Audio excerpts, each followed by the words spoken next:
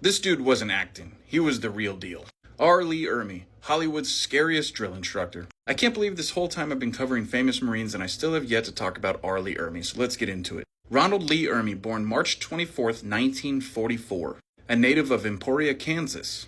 He would serve in the aviation support field. Lee Ermy would enlist in the Marine Corps in 1961 at the age of 17 and would attend Marine Corps Recruit Depot, San Diego. His MOS would be in the aviation support field, although I couldn't find the exact MOS. And after a few years of doing that, he would become a drill instructor aboard MCRD San Diego, where he would serve at 3rd Recruit Training Battalion, India Company, from 1965 to 1967. Once he was done being a drill instructor, he would serve with Marine Wing Support Group 17, aboard Marine Corps Air Station Futenma in Okinawa, Japan.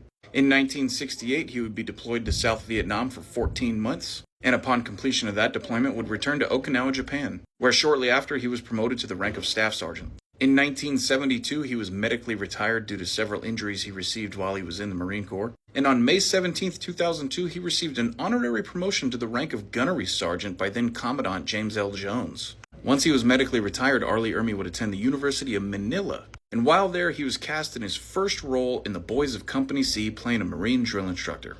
But it wasn't until his breakout role in the movie Full Metal Jacket to where he really got his name.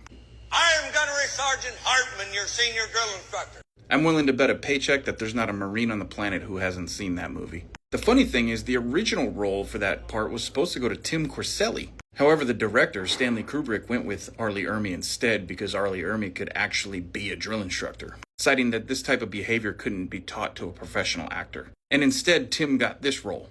Stanley Kubrick even allowed Ermy to write, edit, and improvise his own dialogue. Let's relive some of them. How tall are you, Private? Sir, 5'9", sir! 5'9", I didn't know they stacked shit that high. You trying to squeeze an inch in on me somewhere, huh? Sir, no, sir! Bullshit, it looks to me like the best part of you ran down the crack of your mama's ass and ended up as a brown stain on the mattress.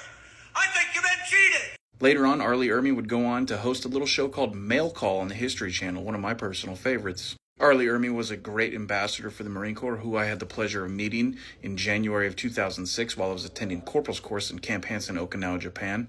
The Gunny would pass away April 15, 2018 at the age of 74 in Santa Monica, California, and his funeral was held at Arlington National Cemetery January 18, 2019, where he was laid to rest with full military honors. So to Gunny Ermy, Semper Fidelis, and thank you for your lifetime of service to the Marine Corps.